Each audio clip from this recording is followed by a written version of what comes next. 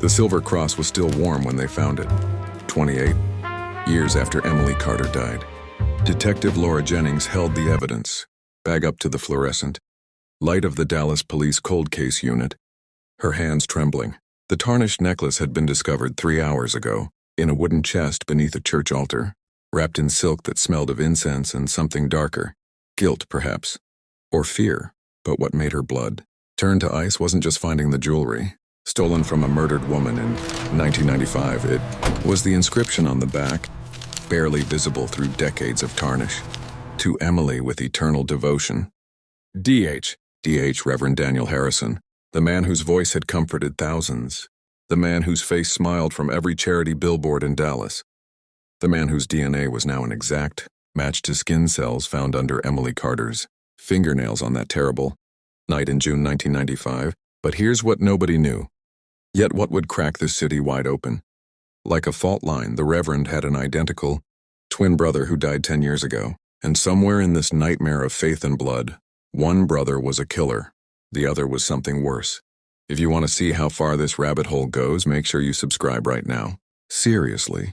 Hitting that button helps the algorithm show you more stories like this. Stories that refuse to let the truth stay buried. Comment below from wherever you're watching. Tell me, have you ever trusted someone everyone else believed in? Because Emily Carter did, and it cost her everything. The humidity clung to Dallas like a second skin on June 14, 1995. Emily Carter, 23 years old with honey-colored hair and a smile that made strangers feel like old friends, pushed through the glass doors of Mel's Diner at 11:47 p.m. Her shift had run long. A bachelor party had kept her serving nachos and Cokes until her feet ached in her white sneakers. She counted her tips as she walked to her Honda Civic. $43. Enough for groceries and maybe a new book. She never made it to her car. The next morning, joggers found her body near White Rock Lake, partially hidden in the tall grass where the shoreline curves away from the main path. She'd been strangled. Her jewelry was gone, rings, earrings, and that silver cross necklace her mother had given her for her 18th birthday. Her shoes were missing too, leaving her bare feet pale against the dark earth.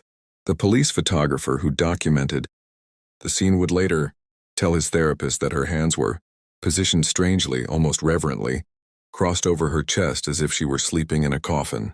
Robbery gone wrong, the lead detective declared after 72 hours of investigation yielded nothing. She was in the wrong place at the wrong time. But Martha Carter, Emily's mother, stood in the police station and said something that would echo through 28 years of silence. My daughter wore that cross every single day of her life. Whoever took it didn't want money. They wanted a piece of her soul. The case went cold by autumn. DNA testing in 1995 was primitive, expensive, and the samples collected were minimal. Just skin cells under Emily's nails where she'd fought her attacker, a single hair strand that could have belonged to anyone. The evidence was sealed in a brown cardboard box labeled Carter E. 1995-06-14 and filed away in the basement archives where fluorescent lights flickered over rows of forgotten tragedies. 28 years is long enough for a city to forget, long enough for wounds to scar over, long enough for a killer to build a cathedral over his sins. Detective Laura Jennings wasn't supposed to find Emily's file.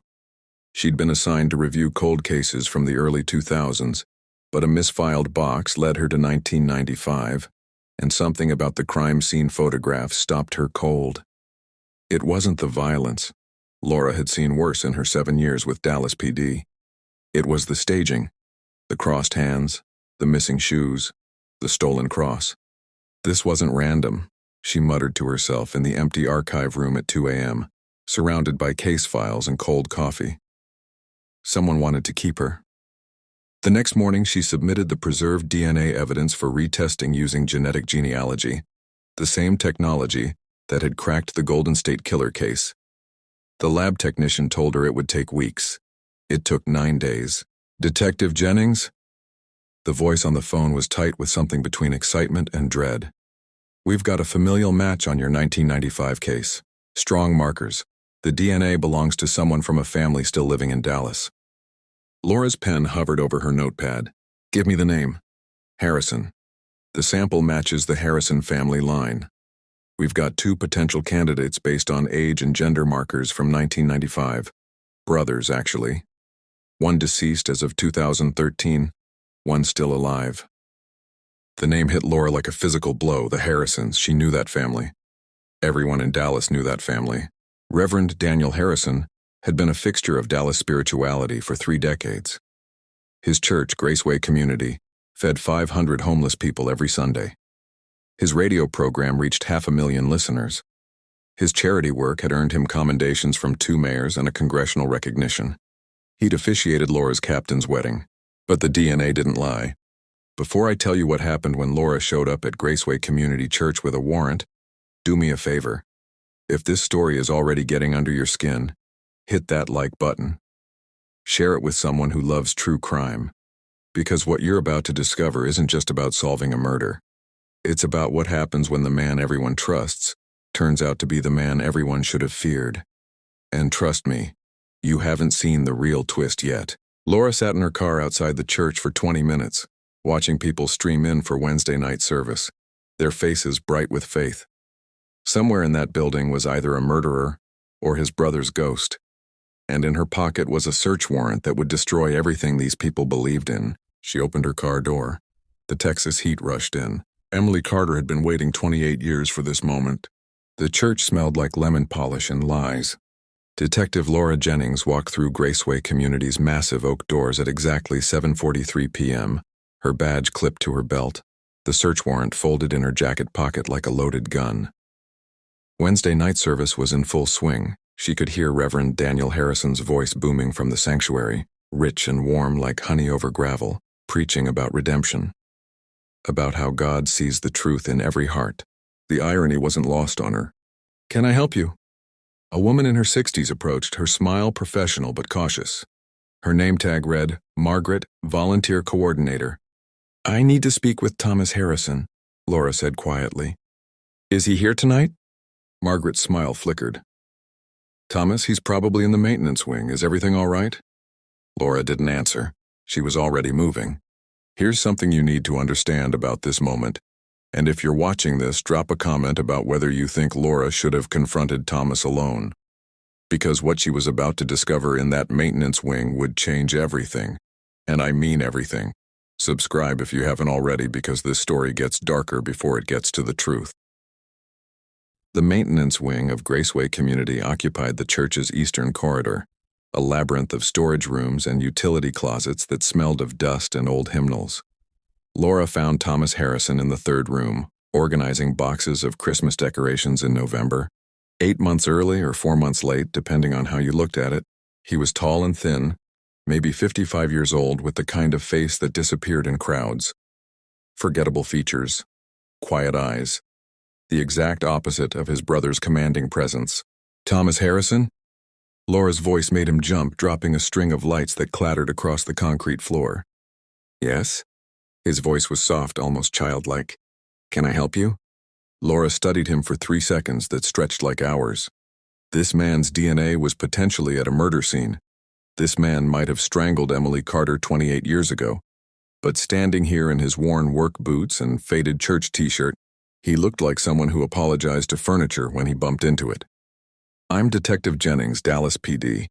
I need to ask you some questions about June 1995. The color drained from Thomas's face so quickly Laura actually stepped forward, thinking he might collapse. His hands started trembling. Not the trembling of surprise, the trembling of recognition. I don't understand," he whispered. "Where were you on the night of June 14th, 1995? Thomas's eyes darted to the door, then back to Laura. His mouth opened, closed, opened again. That was a long time ago." 28 years, Laura confirmed. "A woman named Emily Carter was murdered that night, strangled near White Rock Lake. We've recovered DNA evidence from the crime scene, and it matches your family line." The word family made Thomas flinch like she'd slapped him. "We also know you worked part-time at Mel's Diner in 1995. The same diner where Emily worked. The same diner she left from the night she died." Laura took a step closer. "Did you know her, Thomas?" For a moment she thought he wouldn't answer. Then his voice came out broken and small. "Everyone knew Emily. She was kind. Kind enough that you kept her cross necklace for 28 years? Thomas's legs gave out. He sat down hard on a box of old choir robes, his face in his hands. Laura's instincts screamed at her. This was it, the confession, the moment cold cases dreamed of. She reached for her phone to record. But what Thomas said next made her freeze. It wasn't me. His voice was muffled by his palms. I swear to God it wasn't me, but I know who it was. Laura's heart hammered against her ribs. Who? Thomas looked up, and the expression on his face was something Laura had never seen in 15 years of police work. A mixture of terror, guilt, and something that looked almost like relief. Like a man who'd been drowning for 3 decades and finally spotted shore. You have to understand, he said. Daniel is a good man. He helps people. He saved this community. If I tell you what happened, everything he's built will... Your brother? Laura's voice came out sharper than she intended. You're protecting Reverend Harrison? I'm not protecting anyone. Thomas stood abruptly, his quiet demeanor cracking. I've been living in hell for 28 years. Do you know what it's like to sit in that sanctuary every Sunday and listen to him preach about truth and justice while I know... He stopped himself, breathing hard. While you know what? Laura demanded. This is the moment, right here. This is where the case splits open. If you're feeling that tension in your chest right now, that's exactly what Emily's mother felt for 28 years. The weight of knowing someone was getting away with murder. Don't let this story disappear into the algorithm. Share it. Make sure people see what really happened in Dallas in 1995. Thomas walked to a metal filing cabinet in the corner. His hands shook as he opened the bottom drawer and pulled out a small wooden box, the kind you might keep treasures in. Laura's hand moved instinctively to her service weapon. Don't, Thomas said quietly. I'm not dangerous, I never was. He handed her the box. Inside, nestled in faded tissue paper, was a single white sneaker, women's size 7. And beneath it, wrapped in a piece of silk cloth, was a tarnished silver cross on a broken chain. Laura's breath caught. Evidence. Actual evidence from a 28-year-old murder, preserved and hidden in a church maintenance closet. Why? She managed. Why did you keep these? Because I couldn't let her be forgotten, Thomas whispered, and because I needed proof. I needed something to show that it really happened, that I wasn't crazy. That night destroyed everything. Tell me what happened that night. Thomas sat back down, his whole body sagging like a puppet with cut strings. Emily was leaving the diner. I saw her walk to her car. I was taking out the trash. That was my job, closing duties. And then Daniel pulled up in his car. His old Buick, the one he got rid of right after. He trailed off, failed. Go on, Laura urged. He called to her, asked if she needed a ride. Said her car looked like it had a flat tire, which it did, but I found out later he'd let the air out himself. Emily knew Daniel from the church. She trusted him. Everyone trusted him. So she got in his car. Laura felt sick. And then, I followed them. I don't know why. Something felt wrong. They drove to White Rock Lake. I parked far away and walked through the trees. I heard them arguing. Emily was crying, telling him to take her home. Daniel was saying things about how God had chosen her, how she was supposed to be his blessing, how he'd been praying for a sign and she was it. And you just watched? Laura's voice was cold. I was 19 years old. Thomas's voice broke. My brother was 25. He was studying to be a minister. Everyone looked up to him. I didn't know what to do. And then it happened so fast. She tried to run and he grabbed her and... He couldn't finish. He didn't need to. Why didn't you go to the police? Thomas laughed, but it was a hollow, terrible sound. Because he's my brother. Because our parents had just died and he was all I had. Because he swore to me that it was an accident, that he never meant to hurt her, that he'd spend the rest of his life making up for it. And I believed him. His voice dropped to a whisper. God help me, I believed him. Laura's phone was already in her hand, calling for backup. But her eyes never left Thomas's face. Where can I find your brother right now? Thomas looked toward the sanctuary, where Reverend Daniel Harrison's voice still echoed through the walls, preaching to hundreds of faithful followers about the power of confession. Where he always is, Thomas said, hiding in plain sight. The handcuffs clicked around Thomas Harrison's wrists at 8:17 p.m., but Laura Jennings knew she'd arrested the wrong brother. Two uniformed officers led Thomas out through the maintenance wing's back exit. Laura had called for discretion, not wanting to cause a scene during Wednesday service. But as she watched him shuffle away, his shoulders slumped in what looked like relief. A cold certainty settled in her gut. Thomas Harrison was guilty of many things: cowardice, complicity, 28 years of silence. But murder? The trembling man who'd kept Emily's sneaker like a shrine wasn't a killer. He was a witness who'd been too afraid to speak, which meant the real monster was currently standing behind a pulpit, bathed in stained glass light, teaching people about salvation. Laura stood in the empty maintenance corridor, the wooden box containing Emily's necklace and shoe now sealed in an evidence bag. Her phone buzzed, a text from the lab. She opened it and felt the floor tilt beneath her feet. Urgent. Secondary DNA analysis complete. 2 distinct male profiles found under victims' fingernails. Sample A matches Thomas Harrison, familial. Sample B matches different Harrison male. Genetic markers indicate identical twin relationship. Checking birth records now. Laura's hands went numb. Identical twins, not just brothers. Identical twins, which meant identical DNA, which meant... Her phone rang. Captain Morrison's voice was tight. "Jennings, what the hell is going on? I've got 3 messages saying you arrested someone at Graceway Community Church. Sir, I need you to pull every record we have on the Harrison family. Birth certificates, hospital records, everything from 1968 to 1970. Why? Because I think Reverend Daniel Harrison had a twin brother nobody knew about. If your mind is spinning right now, good. That means you're paying attention. This is where true crime stops being about evidence and starts being about family secrets buried so deep they become ghosts. Comment below if you've ever discovered something about your own family that changed everything you thought you knew. And subscribe, because this story is about to turn inside out." The birth records arrived by email 40 minutes later. Laura sat in her car in the church parking lot, engine running, reading by the glow of her laptop screen. Around her, Wednesday service had ended. Families streamed toward their cars, children running ahead while parents chatted about the sermon. Inside that building, Reverend Daniel Harrison was probably shaking hands, offering blessings, his smile warm and trustworthy. Inside that building was a man who might have strangled Emily Carter with his own hands. The document on Laura's screen was a birth certificate from Dallas Methodist Hospital, dated March 3, 1970. Mother, Patricia Harrison.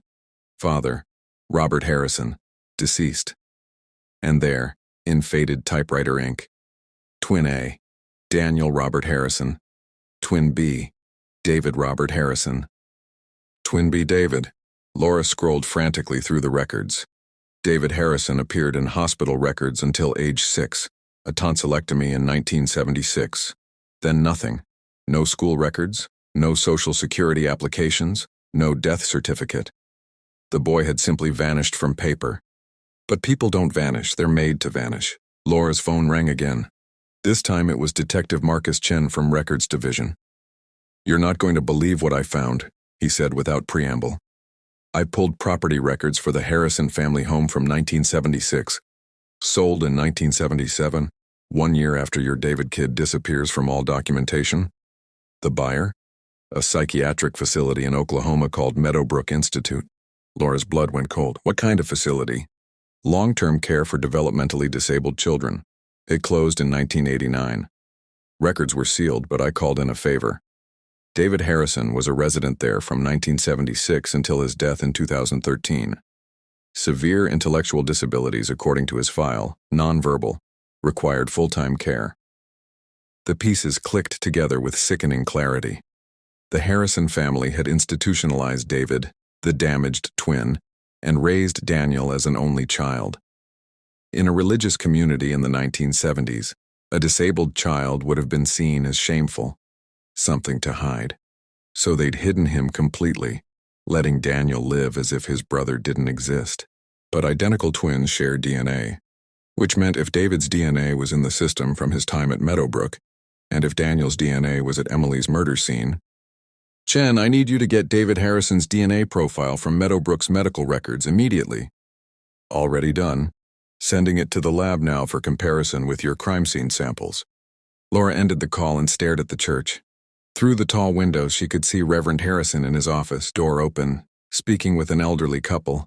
He looked patient, kind, like someone who spent his life helping people.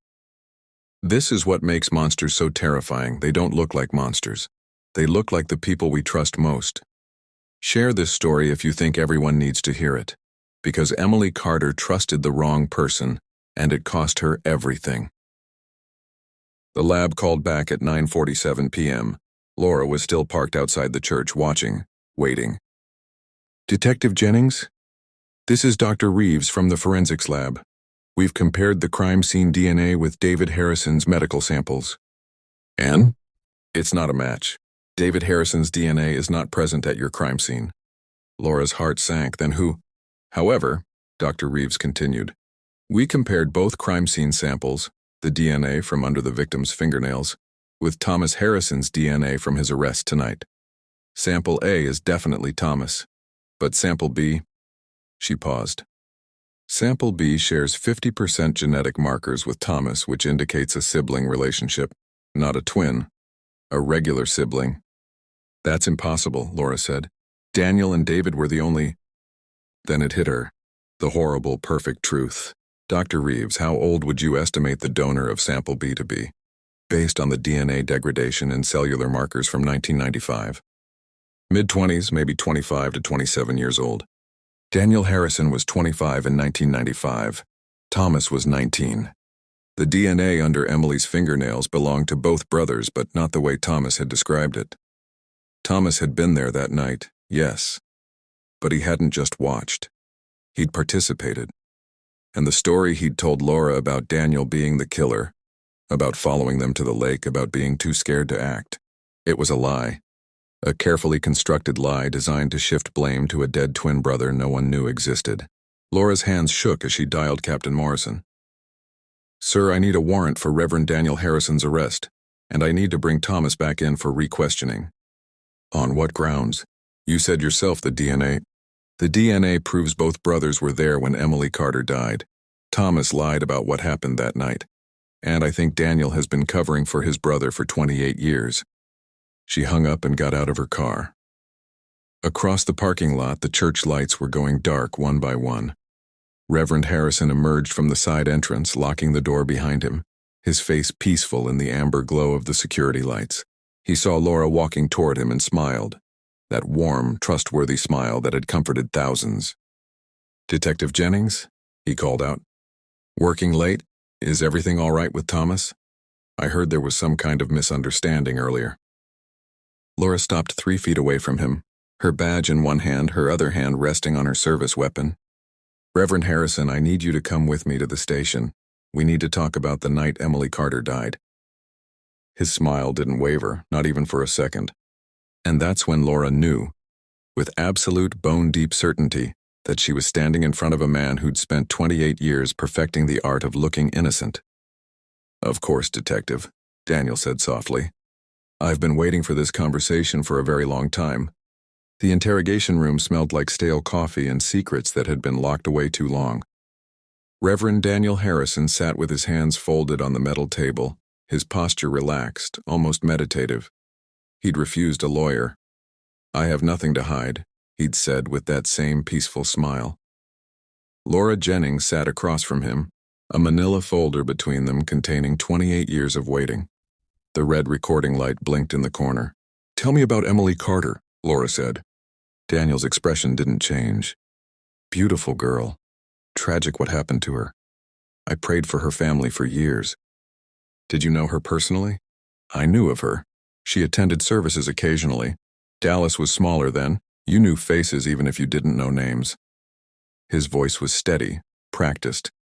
This was a man who'd told this story to himself 1,000 times, polished it until it gleamed. Laura opened the folder and slid a photograph across the table. Emily's senior portrait, honey-colored hair, bright smile, the silver cross visible at her throat. Look at her, Laura commanded. Really look at her. Daniel's eyes flicked to the photo. Something crossed his face, too quick to catch, gone before Laura could name it. Grief? Guilt? Or just the performance of both? "I've seen this photograph before, Detective. It was in all the newspapers in 1995. Your brother says you killed her." Now Daniel's composure cracked, just slightly, just enough. "Thomas said what?" "He says you picked Emily up from Mel's diner that night after letting the air out of her tire. That you drove her to White Rock Lake. That she tried to run, and you strangled her." Here's where it gets psychological. Watch how a guilty man responds when his own family betrays him. If you're hooked on this story, you need to subscribe right now, because what Daniel Harrison says in the next 60 seconds will either condemn him or reveal a truth even darker than murder. Drop a comment. Do you think Thomas is lying or telling the truth? Daniel Harrison laughed. Actually laughed. A soft, sad sound that somehow made the room feel colder. "Detective Jennings, my brother has been unwell for a very long time. Mentally unwell, our family. We've struggled with this for decades." "Convenient," Laura said. "The mentally ill brother accusation." "It's not an accusation. It's a tragedy." Daniel leaned forward, and for the first time, Laura saw something genuine in his eyes, but she couldn't tell if it was sincerity or just a better class of deception. "Thomas has always had an obsessive personality. When we were children, he fixated on things, people he couldn't let go. Our parents sent him to counselors, but nothing helped." "And you're saying he fixated on Emily Carter?" "I'm saying my brother worked at that diner for 3 months. 3 months of watching Emily serve tables, smile at customers, exist in her own world, completely unaware that someone was building a fantasy around her." Daniel's voice dropped. "Do you know what he did the week before she died?" "He bought her a necklace. A silver cross, identical to the one she always wore. He was going to give it to her. Tell her they were meant to be. But she started dating someone else, a college boy from SMU. Thomas was devastated."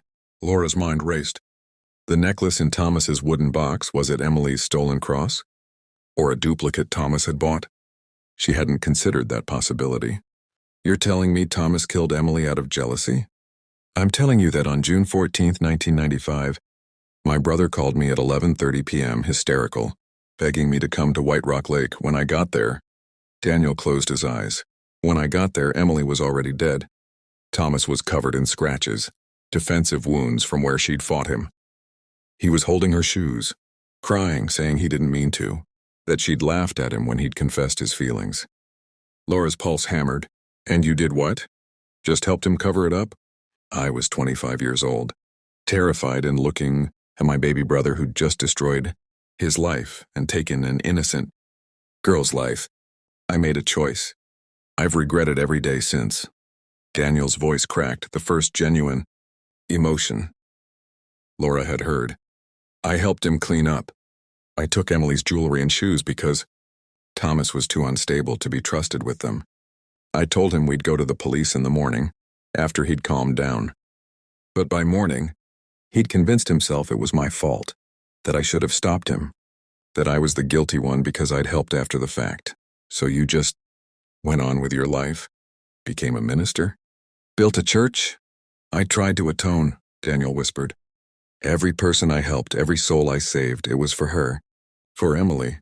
Because I couldn't save her that night." Laura sat back, her mind spinning. Thomas's story. Daniel was the killer, Thomas was the witness. Daniel's story. Thomas was the killer, Daniel was the accomplice. Both brothers admitted being at the scene. Both brothers' DNA was under Emily's fingernails. One of them was lying. But which one? This is the moment in every true crime story where you have to decide who you believe.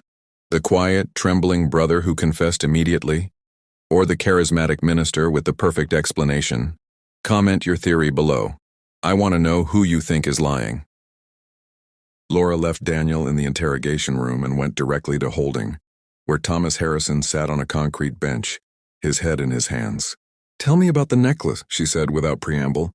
Thomas looked up, confused. "What?" "The silver cross, the one you had in your wooden box. Did you buy it or did you take it from Emily's body?" Thomas's face went white. "How did you—" "Daniel told you, didn't he? About the necklace I bought?" So it was true. Laura felt her certainty crumbling. Thomas, I need the absolute truth. Did you kill Emily Carter? No. Thomas stood abruptly. I swear to God I didn't. Yes, I bought her a necklace. I was young and stupid and thought. I don't know what I thought. But I never gave it to her. I never even talked to her that night. Daniel is lying, detective. He's always been good at lying. Then explain why your DNA is under her fingernails. Thomas froze. My DNA? You were there, Thomas. The evidence proves it. You touched her. She scratched you. Were you trying to save her, or were you helping Daniel kill her? I don't understand. Thomas's voice came out broken. My DNA shouldn't be there. I never touched her. I swear I never. He stopped mid-sentence, his eyes going wide. Unless what? Thomas sat down slowly, his face the color of old paper. Detective, you need to understand something about my family. Something Daniel would never tell you. Something I've been too ashamed to admit. Laura pulled up a chair. I'm listening. Daniel and I aren't just brothers. We were supposed to be triplets. Our mother was carrying 3 babies, but one died in the womb, a boy. She carried him to term anyway. They buried him in the family plot, unnamed. The doctor said sometimes remaining twins can absorb cellular material from a deceased sibling during development, that it can affect DNA markers in strange ways. Laura's blood went cold. What are you saying? I'm saying Daniel and I might share more genetic material than normal siblings because of our dead triplet brother. I'm saying the DNA you found might be more mixed than you think. I'm saying... Thomas's voice broke. I'm saying Daniel has been using our weird family genetics to frame me for 28 years, and I've been too scared and too guilty about staying silent to fight back. Laura stood frozen, her mind rewriting everything she thought she knew. From the interrogation room down the hall, she heard it. Reverend Daniel Harrison's voice raised now, no longer calm. I want my lawyer. Now. I'm not saying another word. The performance was over, but the truth? The truth was still buried somewhere between 2 brothers, a dead girl, and a mystery that went deeper than DNA could solve. Laura pulled out her phone and dialed the forensics lab one more time. Dr. Reeves, I need you to run one more test. I need to know if it's possible for siblings to share enough genetic material to confuse a DNA match. And I need to know if either of the samples from Emily Carter's body shows signs of secondary genetic transfer. That's incredibly rare, detective, almost unheard of. Almost isn't impossible. Can you test for it? A long pause. It'll take 48 hours. Do it. Laura ended the call and looked between the 2 holding areas. Daniel to her left, Thomas to her right. 2 brothers, 1 dead girl. And somewhere in the tangled genetics and decades of lies, the truth was waiting. She just had to figure out which brother had spent 28 years perfecting his story. The truth arrived in an unmarked envelope at 6:47 a.m., 2 days after Laura Jennings had watched both Harrison brothers sit in separate cells, each claiming the other was a murderer. She tore it open in the parking lot of Dallas PD headquarters, her hands shaking from too much coffee and too little sleep. Dr. Reeves had marked it urgent in red ink across the seal.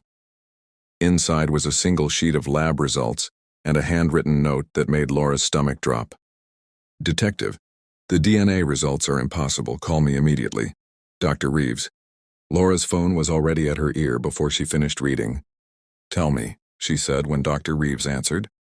The samples from under Emily Carter's fingernails contained DNA from 2 different male donors, as we established. But here's what doesn't make sense. Papers rustled in the background. Sample A, which we matched to Thomas Harrison, shows normal degradation patterns for evidence stored 28 years. But Sample B, which we initially attributed to Daniel Harrison, shows something I've never seen before. What? Artificial preservation markers. Detective, someone didn't just leave DNA at that crime scene. Someone planted it there, recently, within the last 5 years. The parking lot tilted. Laura gripped her car door to steady herself. That's impossible. The evidence box has been sealed since 1995. Chain of custody was unbroken. Then someone with access to that evidence box contaminated the samples deliberately. Dr. Reeves's voice was grim. Which means either your case has been compromised or someone has been planning to frame Daniel Harrison for years. Laura's mind raced through possibilities, each one more disturbing than the last. Who had access to cold case evidence? Detectives, lab technicians, evidence room staff. Anyone with a badge and the right authorization could have. Her phone buzzed with an incoming call. Captain Morrison. She switched over. Jennings, get to the station now. We have a problem. If you're feeling that sick twist in your gut right now, that's exactly what this case does. It takes everything you think you know and turns it inside out. Subscribe if you want to see where this goes, because I promise you the person who planted that DNA is not who you think. Comment below. Who do you think had access to that evidence box?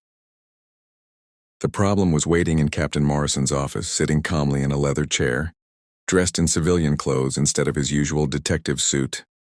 Marcus Chen, the records specialist who'd helped Laura pull the Harrison family documents. The man who'd called in favors to get David Harrison's sealed files from Meadowbrook Institute. Detective Chen has something to tell you, Morrison said, his face carved from stone. And you're going to want to sit down for this. Laura remained standing. What's going on? Chen looked up at her with eyes that held 28 years of secrets. My real name isn't Marcus Chen, it's Marcus Carter. Emily Carter was my sister. The room went silent except for the hum of the air conditioning. Laura felt like she'd been punched in the chest. Emily's obituary said she was an only child, Laura whispered. Half-sister, Marcus corrected. Same mother, different fathers. I was 5 years older, already out of the house when she died. Our mother kept us separate. Her new family didn't know about me. When Emily was murdered, I was serving overseas in the army. By the time I got back, the case was cold. So I did what I had to do. You became a cop, Laura said slowly. You infiltrated the Dallas PD to work cold cases, to get access to Emily's evidence.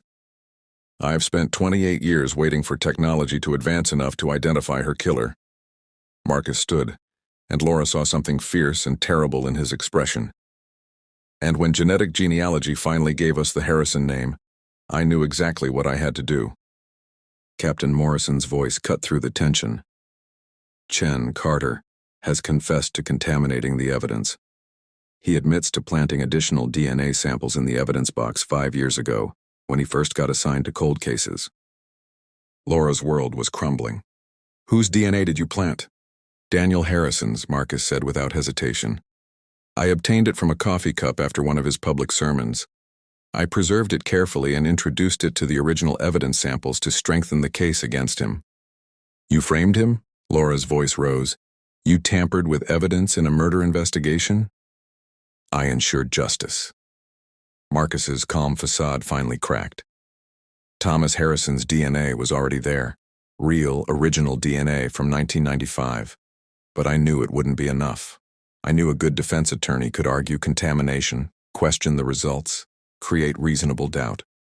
So I made sure there was no doubt. I made sure both brothers would go down for what they did to my sister. Except now we don't know which brother actually killed her. Laura slammed her hand on Morrison's desk. You've destroyed the integrity of the entire case. Any conviction will be thrown out on appeal. You didn't ensure justice. You guaranteed both Harrison brothers could walk free. This is what happens when grief becomes obsession, when the need for justice becomes the excuse for corruption. If this story is making you angry, good, it should. Share it so people understand what happens when we let vengeance corrupt the very system meant to deliver justice. Comment if you think Marcus Carter should go to prison. Morrison stood, his voice heavy with authority and disappointment. Detective Carter, you're under arrest for evidence tampering, obstruction of justice, and compromising a homicide investigation. Badge and weapon. Now.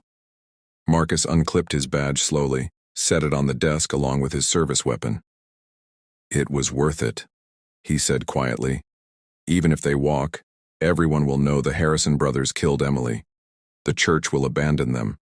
Their lives will be destroyed. That's justice enough. That's not justice, Laura said coldly. That's revenge, and you just handed them reasonable doubt on a silver platter. As uniformed officers led Marcus away, Laura sank into a chair, her head in her hands. 28 years of evidence, contaminated. 2 suspects with legitimate grounds for dismissal. And somewhere in this tangled mess of lies, planted DNA and family secrets, The actual truth about what happened to Emily Carter was buried deeper than ever. Morrison poured 2 whiskeys from the bottle he kept for the worst days. He slid one to Laura.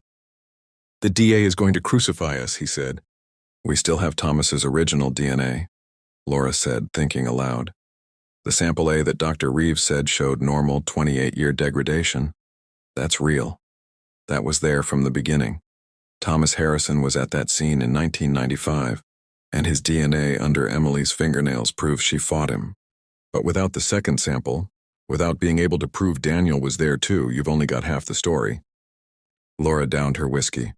"Then I need to make one of them tell me the other half." She stood abruptly. "I need to talk to Thomas again, alone, off the record." Morrison raised an eyebrow. "That's a dangerous game. This whole case is dangerous. But there's one thing Marcus Carter's obsession proved. Thomas Harrison's DNA was really there in 1995, which means he's been lying about something. Either he killed Emily, or he watched someone else kill her and did nothing. Either way, he knows the truth." She headed for the door, then stopped. "And there's something else. Something that's been bothering me since the beginning." "What?" "Emily's shoes. Why would a killer take her shoes? Not just her jewelry, which has obvious value, but her shoes. That's personal. That's someone keeping a trophy. Someone who wanted to remember her, touch something she'd touched. That's obsession." Morrison's expression darkened. "You think Thomas was obsessed with her?" "I think both brothers were obsessed with her. I think Emily Carter was caught between 2 men who wanted to possess her. And I think the night she died, that obsession turned lethal." Laura grabbed her jacket. "And I think Thomas has been protecting Daniel for 28 years, not out of love, but out of guilt. Because if he admits Daniel killed her, he has to admit he watched it happen. And if he admits he watched it happen, he has to face the fact that he could have saved her, and chose not to."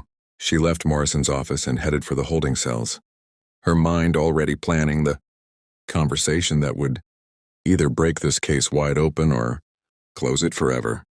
Thomas Harrison was waiting, his face gaunt from 2 days in custody. When Laura sat down across from him, she didn't speak. She just slid a photograph across the table. Emily Carter smiling in her diner uniform. Young, alive, beautiful. "Tell me about the shoes, Thomas," Laura said quietly. "Tell me why you kept her shoes." Thomas stared at the photograph and tears began rolling down his face. "Because," he whispered, "they were the last thing she tried to kick me with when I held her down, so Daniel could—" He stopped, his whole body shaking. The truth finally after 28 years. But Laura's recorder wasn't running. The door was closed. No witnesses. Just a detective and a broken man and the ghost of Emily Carter, hanging in the air between them. "Start from the beginning," Laura said. "And this time tell me everything." Thomas Harrison's confession came in pieces, like a shattered mirror being reassembled one fragment at a time. "I loved her," he began, his voice barely above a whisper. "Not the way Daniel loved her. He wanted to own her, possess her like she was some kind of divine gift. But I wanted her to see me, to know I existed." Laura sat perfectly still, every instinct screaming at her to record this, to make it official.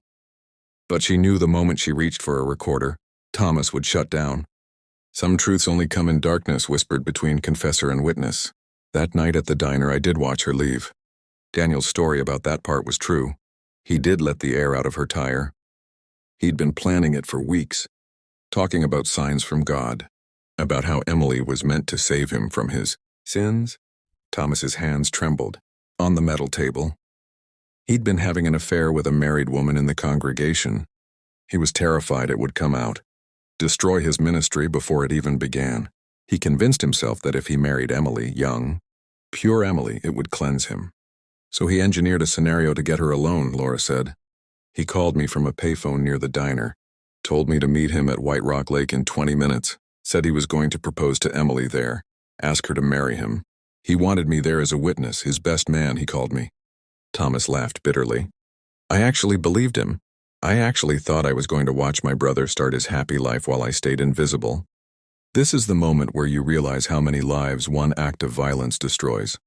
Not just the victim, everyone connected to her becomes collateral damage. If this story is getting to you, don't scroll past it. Subscribe so you remember to come back for the ending. Comment if you've ever kept a secret that ate you alive. When I got to the lake, Daniel's car was already there. Emily was sitting in the passenger seat looking confused. She kept checking her watch, saying she needed to get home. Daniel was being charming, too charming. That's when I knew something was wrong. Thomas closed his eyes and Laura could see him disappearing into the memory. 28 years falling away like dead skin. He got out of the car when he saw me, pulled me aside. His eyes were different, wild, desperate. He said Emily had rejected him, that she'd laughed when he proposed, that she'd called him pathetic, said she'd tell everyone at the church he'd been stalking her. Was that true? Laura asked. I don't know. Maybe. Emily was kind, but she wasn't stupid. She must have realized something was wrong when Daniel kept driving past her house, heading toward the lake instead. Maybe she did laugh, out of nervousness or fear. Or maybe Daniel imagined it. He was always so sensitive about being mocked, about people seeing weakness in him. Thomas opened his eyes and they were hollow. He told me we had to scare her, make her understand that she couldn't ruin him. He said we'd just frighten her a little, make her promise to keep quiet, then drive her home. He said it was the only way. And you believed him? I was 19 years old and my brother was my hero. So yes, detective, I believed him. Laura felt sick. What happened next? Daniel opened Emily's car door. She tried to run. She got maybe 10 feet before he caught her. She was screaming and I just stood there, frozen. Daniel dragged her toward the trees, yelling at me to help him, and God help me, I did. Thomas's voice broke completely. I grabbed her legs when she tried to kick Daniel. I held them while he wrapped his hands around her throat. She was looking at me, detective. Right at me. Her eyes were begging me to stop, to help her, and I just held on. The silence in the room was suffocating. How long? Laura forced herself to ask. Maybe a minute, maybe less. It felt like hours. When she stopped moving, Daniel let go and just stood there staring at his hands like he didn't recognize them. I was still holding her legs. That's when she scratched me. One final reflex. Her hand reaching back, her nails catching my wrist, and then she was gone. Laura's throat was tight. The jewelry, the shoes. Daniel took them. Said we needed to make it look like a robbery. He pulled off her rings, her necklace. I took her shoes because I couldn't stop shaking, and I needed something to do with my hands. We drove to opposite sides of Dallas and threw everything in different dumpsters. Except Daniel kept the cross necklace, and I kept the shoes. Why? Thomas looked up, and his expression was something Laura had never seen before. Grief and guilt and a terrible, aching need for punishment. Because I needed to remember. I needed to never forget what I'd done. Every time I looked at those shoes, I saw Emily's face. I saw her eyes begging me to save her. And I needed that pain, detective. I needed to carry it forever. If you think Thomas deserves life in prison, comment below. If you think his guilt has been its own prison for 28 years, comment that too. This is the complexity of true crime. Sometimes the punishment starts the moment the crime ends. Laura leaned forward. Thomas, I need to ask you something, and I need you to be completely honest. When you told me 2 days ago that Daniel was the killer and you just watched, was any of that true? The parts about Daniel wanting her were true. His obsession was real. But I made myself the bystander because... He swallowed hard. Because I couldn't admit that I'd helped kill the only girl who'd ever smiled at me. Even to myself, I had to be the witness, not the accomplice. It was the only way I could keep living. And the wooden box? The necklace you had wasn't Emily's, it was the duplicate you bought. Yes. I kept it as a reminder of what I'd wanted to give her. Of the fantasy I'd built in my head while my brother built his own fantasy. Both of us wanted to possess her in different ways, and she died because of it. Laura stood slowly. I'm going to have to place you under official arrest for the murder of Emily Carter. This conversation, everything you just told me, I can't use it in court. You understand that? I know. So why tell me? Thomas looked at her with eyes that had been dead for 28 years. Because Emily Carter deserves for someone to know the truth. The whole truth. Not the version Daniel will tell when he tries to save himself. Not the version Marcus Carter invented to frame us. The real truth that we were both guilty, both weak, both destroyed by our own desires. Laura moved toward the door, then stopped. There's one thing I still don't understand. If you both killed her together, why has Daniel been living freely for 28 years while you've been drowning in guilt? Thomas's smile was terrible. Because Daniel believes his own lies, Detective. He spent 28 years convincing himself he was trying to save his ministry, protect his future, serve God's plan. He's rewritten that night in his mind so many times that he actually believes he's innocent. That's his gift, the ability to sin without feeling stained. And you? I never learned how to lie to myself. So I've been in prison since June 14th, 1995. The only difference now is that it finally has bars. Laura left the holding cell and walked straight to the women's bathroom, where she locked herself in a stall and cried for the first time since she'd opened. Emily Carter's case file. She cried for Emily, who died because two men loved her in the most selfish, destructive ways possible. She cried for Martha Carter, who'd spent 28 years knowing someone had stolen her daughter's soul. She cried for Marcus, whose obsession with justice had corrupted it. And she even cried for Thomas, who'd been living in his own hell for nearly 3 decades. When she emerged, her phone was ringing. Captain Morrison. Jennings, Daniel Harrison's lawyer, is here. He's ready to make a statement. Laura dried her face, straightened her jacket, and headed to interrogation room 2. Reverend Daniel Harrison sat with his attorney, a sharp-suited woman who looked like she ate prosecutors for breakfast. Daniel's expression was serene, almost beatific. My client has information about his brother's mental state, the attorney began. Information that will prove Thomas Harrison acted alone. Save it, Laura interrupted. She looked directly at Daniel. Your brother confessed to everything, including your role in Emily Carter's murder. Daniel's serene expression never wavered. My brother is deeply unwell, Detective. Whatever he told you. He told me you strangled Emily Carter while he held her legs. He told me about your affair, your obsession, your belief that marrying Emily would cleanse your sins. Something flickered behind Daniel's eyes, just for a second. He's lying to protect himself, Daniel said calmly. Maybe, or maybe, you've been lying to protect yourself for so long you've forgotten what truth feels like. Laura slid a photograph across the table. Not Emily's senior portrait this time. A crime scene photo of her body, hands positioned reverently across her chest. Who posed her like that, Reverend? A guilty brother trying to hide his crime, or a minister seeking forgiveness for his sin? Daniel stared at the photograph, and for the first time since Laura had met him, his mask cracked completely.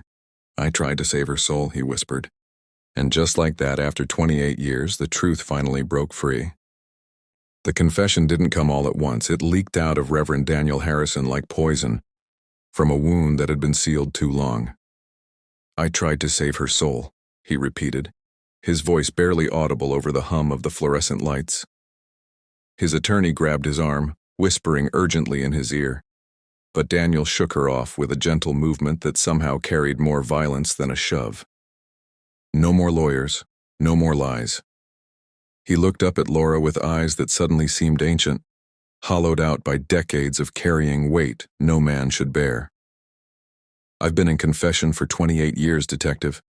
Every sermon I preached, every person I helped, every prayer I said, it was all confession. Laura activated the recording device on the table. Daniel Harrison, you've been read your rights. Are you willing to make a statement without your attorney present? I am. His lawyer stood abruptly. This is professional suicide. I strongly advise. I'm already dead, Daniel said simply. I died the night Emily did. Everything since then has just been haunting. The lawyer left, her heels clicking sharply against the linoleum like a countdown to something irreversible. This is the moment every true crime story builds toward, when the mask finally falls and you see the human underneath the monster. Subscribe if you need to see how this ends, because what Daniel Harrison is about to reveal will change everything you thought you understood about guilt and redemption. Comment below. Can someone who commits murder ever truly be saved? Thomas told you some of it, Daniel began. But not all of it. He couldn't, because he doesn't know what happened in my head that night. Doesn't know the sickness that had been growing in me for months. Laura leaned forward. Tell me about the affair. Her name was Rebecca. She sang in the choir, married to a deacon, mother of two. We started counseling sessions for her marriage problems, and somehow those sessions became something else. Daniel's hands gripped the edge of the table. I was 25, newly ordained, convinced I was doing God's work. And then I was sleeping with a married woman in the church office after Wednesday services. The hypocrisy was eating me alive. So you fixated on Emily? She was everything Rebecca wasn't. Young, unmarried, pure. I convinced myself that if I could make Emily love me, if I could build a life with someone uncomplicated, I could wash away what I'd done. It was magical thinking, I know. But desperation makes you believe impossible things. Daniel's voice dropped lower. I watched her at the diner for weeks, practiced conversations in my head, built entire futures with her, marriage, children, ministry together. She became my salvation in my mind. And then one night, I couldn't wait anymore. I had to know if God had truly sent her to save me. Laura remembered the timeline. June 14th. And she rejected you. I let the air out of her tire, waited until her shift ended, offered her a ride with my most trustworthy smile, the one I'd practiced in the mirror. She hesitated, but she knew me from church. She trusted me. His laugh was bitter. That's what we count on, isn't it? Trust. The currency ministers trade in. You drove past her house. I told her I wanted to show her something beautiful, the lake at night. She got nervous, started asking to be taken home. That's when I pulled over and... Daniel closed his eyes. I told her God had chosen her for me, that I'd been praying for a sign and she was it, that we were meant to be together, and she rejected you. She didn't just reject me, detective. She looked at me with pity, not fear, pity. She said I was clearly going through something difficult, that she'd pray for me, but that she had a boyfriend and wasn't interested. She was kind about it, gentle, and that kindness felt like a knife.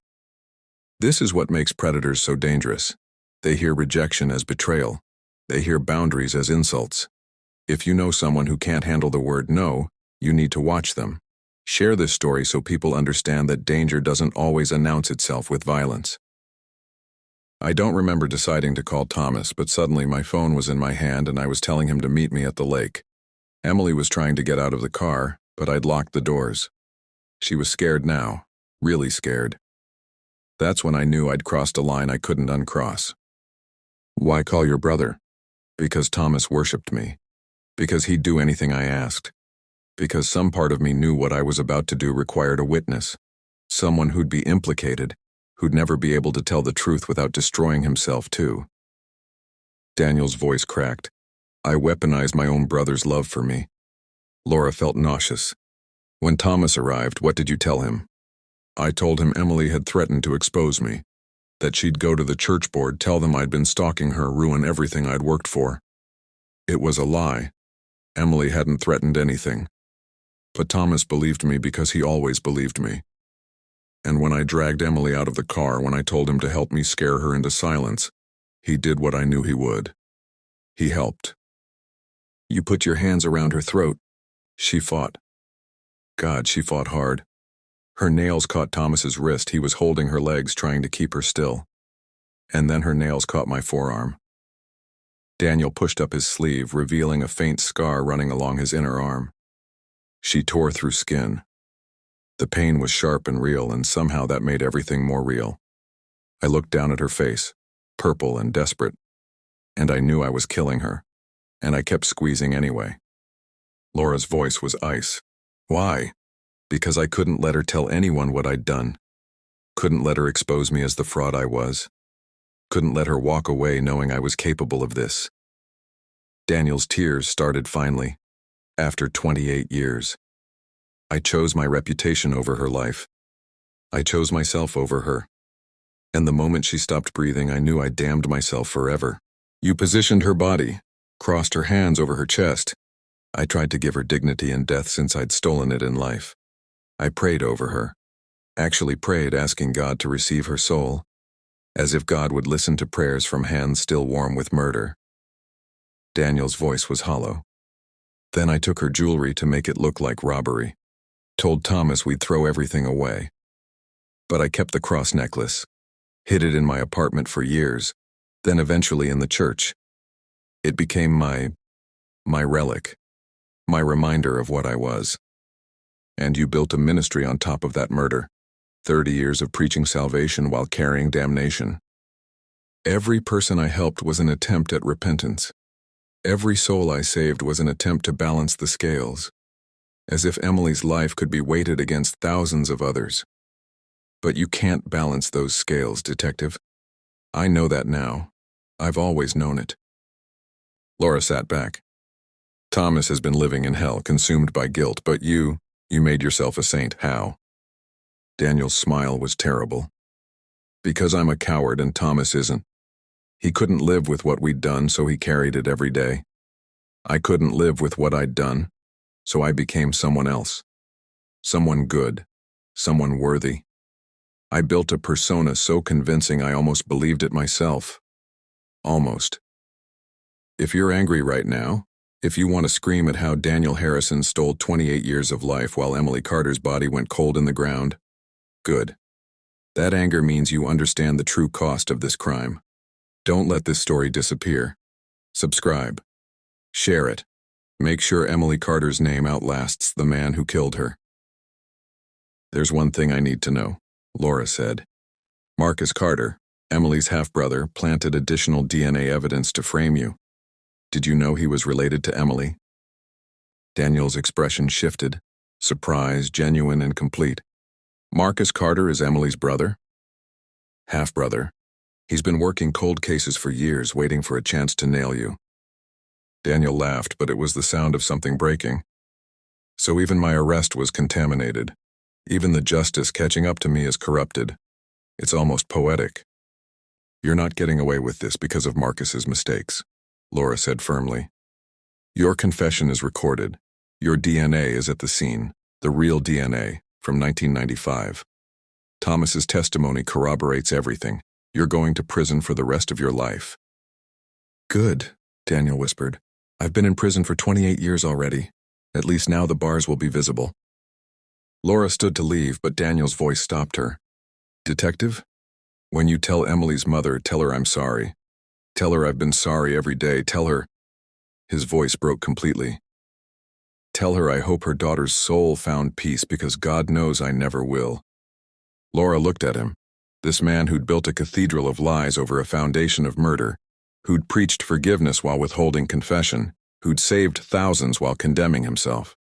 I'll tell her, Laura said quietly. But I don't think it'll matter, because sorry doesn't bring anyone back from the dead.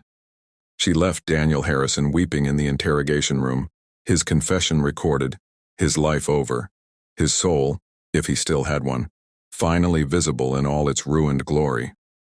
Outside, the Dallas sun was rising, painting the sky the colors of fire and blood. 28 years.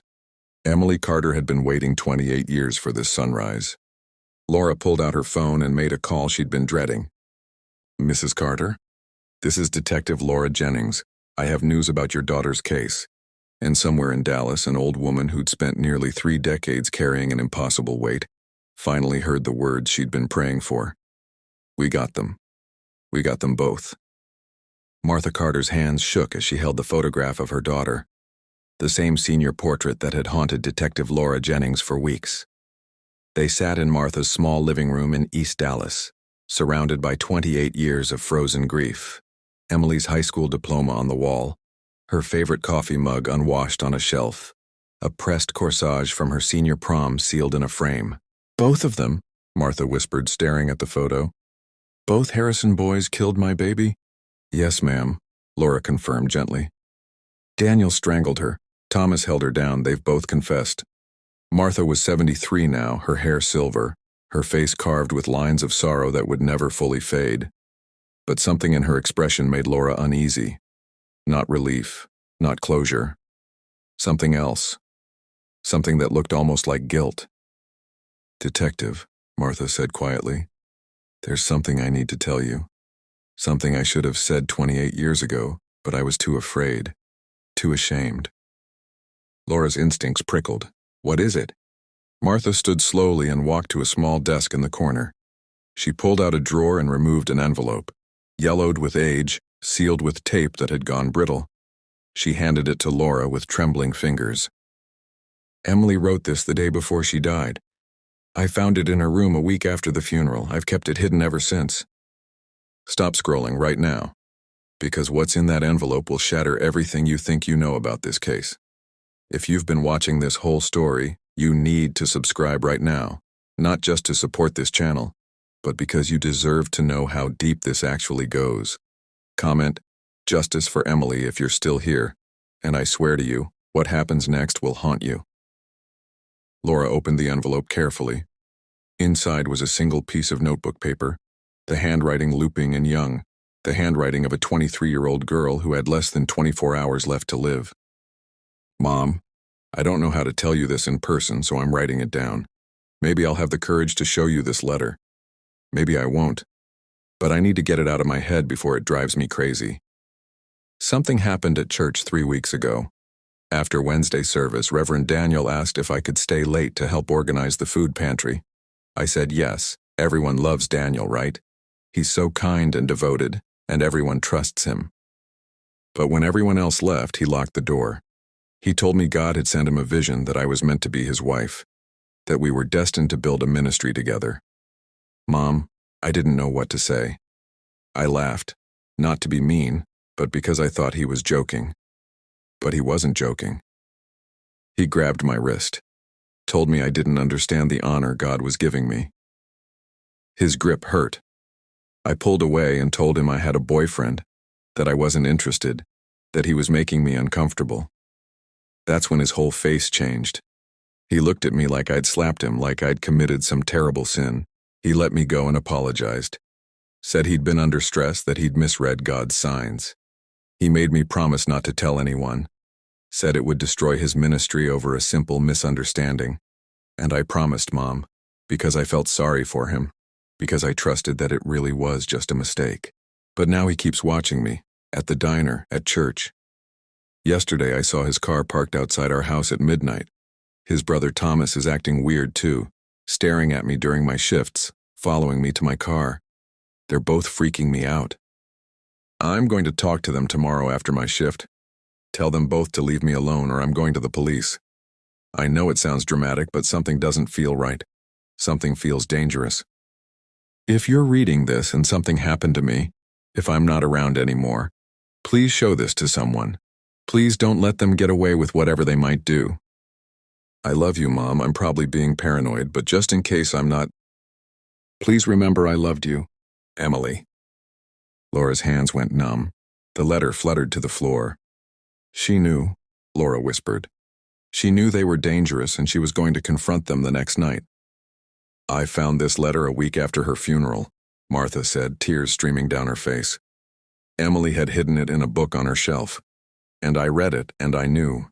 I knew the Harrison brothers had killed her. But I didn't go to the police. Why not? Martha's voice broke.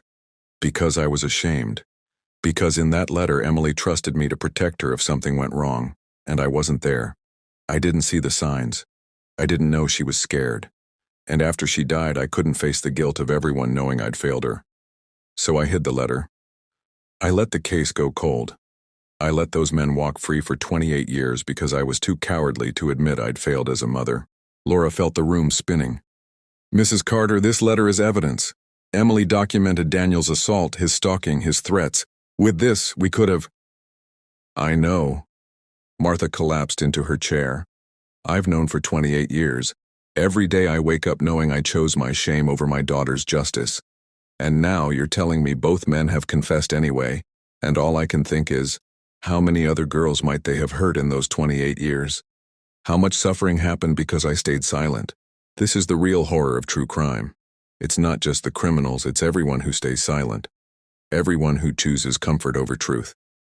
If you've ever stayed quiet about something that mattered, if you've ever let fear stop you from speaking up, this story is for you. Subscribe because these stories need to be told. Comment if you understand why Martha stayed silent, or if you think she's as guilty as the men who killed Emily. Laura picked up the letter with shaking hands. Mrs. Carter, I need to take this as evidence, and I need to ask, why are you giving this to me now? The case is solved. Both men have confessed. This letter doesn't change anything legally. Martha looked up with ancient, weary eyes. Because there's one more thing. One more secret I've carried. Laura's blood went cold. What? 3 days after Emily's funeral, I got a phone call. Middle of the night. A man's voice shaking, crying. He said, I'm sorry about Emily. I tried to stop him, but I couldn't. I was too afraid. Please forgive me. Then he hung up. Thomas, Laura breathed. Thomas called you. I didn't know who it was at the time. Didn't recognize the voice, but years later when I saw Thomas Harrison at his brother's church on TV, working in the background during some charity event. Martha's voice dropped to a whisper. I knew that was the voice from that night, and I still said nothing. Laura stood abruptly, her mind racing. Mrs. Carter, do you understand what you're telling me? You had evidence, both the letter and the phone call, that could have solved this case decades ago. Emily's letter alone would have made the Harrison brothers prime suspects. The phone call was practically a confession. Why? Why stay silent for so long? Martha's answer came out like a confession of her own. Because if I gave you that letter, everyone would know Emily had warned me she was scared. Everyone would know she'd reached out for help and I never saw it. Everyone would know I failed her. And I couldn't live with people knowing that. So I let the world think Emily died in a random robbery. Let her death be senseless instead of preventable. Because senseless is easier than preventable. The silence in the room was suffocating. Then Martha said something that made Laura's blood freeze. But there's one more thing you need to know, detective. Something even worse than my silence. What could possibly be worse? Martha walked to the desk again and pulled out a second envelope. This one was newer, postmarked 6 months ago. No return address. I got this in May. Anonymous, just appeared in my mailbox one day. Laura opened it. Inside was a single photograph. A Polaroid, faded but unmistakable. It showed Emily Carter, alive, standing outside Mel's diner in her uniform. But she wasn't alone. In the background, barely visible but definitely there, stood 2 figures, Daniel Harrison and Thomas Harrison, both watching her, both waiting. And in the corner of the photograph, written in faded ink, June 14th, 1995, 11:30 p.m., 30 minutes before Emily left her shift, 30 minutes before she was murdered. Someone was there that night, Laura whispered. Someone besides Daniel and Thomas, someone who took this photograph and kept it for 28 years. And then sent it to me 6 months ago, Martha said. With no note, no explanation, just the photo. Laura's mind was spinning. Marcus Carter had been working the case, obsessed with finding Emily's killer. Had he been there that night? Had Emily's own half-brother witnessed her murder and done nothing? Or Marcus was overseas in 1995. Laura had verified that. So who took this photograph? Your heart is pounding right now. I can feel it. Because you thought this story was over and now you realize it's not even close. Subscribe right now or you'll forget to come back. Comment, who took the photo if you need answers. Share this everywhere because this is the kind of story that refuses to let you sleep. Laura grabbed her phone and called the forensics lab. I need an immediate analysis on a photograph. Dating, fingerprints, chemical composition, everything. I'm bringing it in now. She turned to Martha. Who else knew about Emily's fear of the Harrison brothers? Who else could have been watching that night? I don't know. Emily kept things private. She didn't. Martha stopped mid-sentence, her face going pale. Wait, there was someone. Emily's boyfriend, the college boy from SMU, David Marsh. He was obsessed with her. Used to wait outside the diner sometimes to walk her to her car. I remember her mentioning he got jealous easily. Didn't like her talking to other men. Laura was already pulling up database records. David Marsh, age 51. Current address, Dallas, Texas. Occupation, photographer.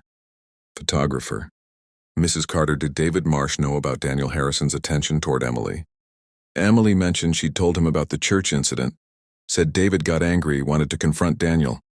But Emily made him promise not to, said she'd handle it herself. Laura's phone buzzed, a text from the lab. Photo analysis preliminary, Polaroid from mid-1990s. Single partial fingerprint recovered. Running through AFS now. 5 minutes later, another text. Match found. Fingerprint belongs to David Marsh. Arrest record from 2003, domestic violence. Charges dropped. Laura looked at Martha Carter and everything clicked into place with horrible clarity. Emily's boyfriend was there that night. He followed her to the lake, probably following the Harrison brothers because he didn't trust them. He watched them kill her, and he took a photograph instead of stopping it. Why would he? Martha couldn't finish. Because he couldn't save her without revealing he was stalking her too. Because if he intervened, he'd have to explain why he was there. Because he was a coward, just like Thomas, just like you, just like everyone who loved Emily but chose silence over action. Laura headed for the door, but Martha's voice stopped her one final time. Detective? When you find him, when you find David Marsh and ask him why he never came forward, will you ask him one more thing for me? What? Ask him if the photograph was worth it. Ask him if whatever he was protecting by staying silent was worth letting my daughter's killers walk free for 28 years. Because I need to know. I need to know I'm not the only one who has to live with that answer. Laura found David Marsh in a small photography studio in Deep Ellum, surrounded by cameras and memories. He was developing prints in a dark room when she walked in. Images of Dallas skylines and empty streets, beautiful and lonely. He knew why she was there before she said a word. I wondered when someone would finally connect the dots, he said quietly, not turning around. 28 years is a long time to carry a secret. You were there, Laura said. The night Emily died, you followed her. I loved her. I was young and stupid and jealous, and I didn't trust those Harrison brothers, so yes, I followed her when I saw Daniel's car pull up. And yes, I was there when they... He stopped, his shoulders shaking. I was hiding in the trees with my camera. I'd been documenting Daniel's stalking for weeks, thought I was protecting Emily by gathering evidence. And then I watched them kill her through a telephoto lens and I froze. I just froze. You could have stopped it. I know. David finally turned around and his face was a mask of 28 years of guilt. I could have rushed them, could have called for help, could have done anything. But I was terrified, and by the time I unfroze, Emily was already dead. So I took one photograph, proof of what I'd witnessed, and I ran. And I've been running ever since. Why send the photo to Martha now after all these years? Because 6 months ago I was diagnosed with terminal cancer, stage 4. The doctors gave me a year, and I realized I was going to die carrying this secret, and Emily's mother would never know the full truth.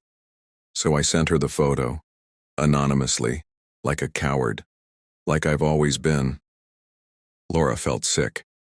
You let 2 murderers walk free for 28 years to protect yourself. I let 3 murderers walk free, detective. David's smile was terrible. Daniel killed her, Thomas helped, and I watched.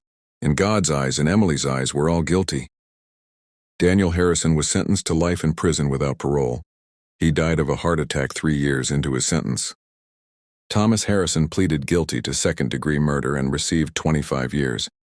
He continues to serve his sentence at a maximum security facility in Texas, where he volunteers in the prison chapel. Marcus Carter was convicted of evidence tampering and served 2 years. He now works as a victim's advocate, helping families of cold case victims navigate the justice system. David Marsh died 7 months after his confession. In his will, he left his entire estate to the Emily Carter Memorial Scholarship Fund. Martha Carter passed away peacefully in 2024, 1 year after the case was solved. Her final words were reported to be, "I'm ready to see my daughter now." Detective Laura Jennings continues to work cold cases in Dallas. Emily Carter's file sits on her desk as a reminder, justice delayed is still justice, and silence, no matter how well-intentioned, is always complicity. Emily Carter was 23 years old when she died. She wanted to be a teacher. She loved reading mysteries. She wore a silver cross her mother gave her. She trusted the wrong people. And she waited 28 years for someone to tell her story. This is that story. If this story moved you, changed you, made you think differently about justice and silence and the weight of secrets, subscribe. Not just to this channel, but to the idea that every victim deserves their truth to be told. Comment with the name of someone you'll never forget. Share this everywhere because Emily Carter's story and the stories of thousands like her can't be buried anymore. Some crimes are solved with DNA, some with confessions, but all of them are solved with one thing: someone who refuses to let the truth stay silent. Thank you for listening. Thank you for caring. Thank you for making sure Emily Carter's name outlives everyone who tried to erase her. Rest in peace, Emily. Your story is finally told.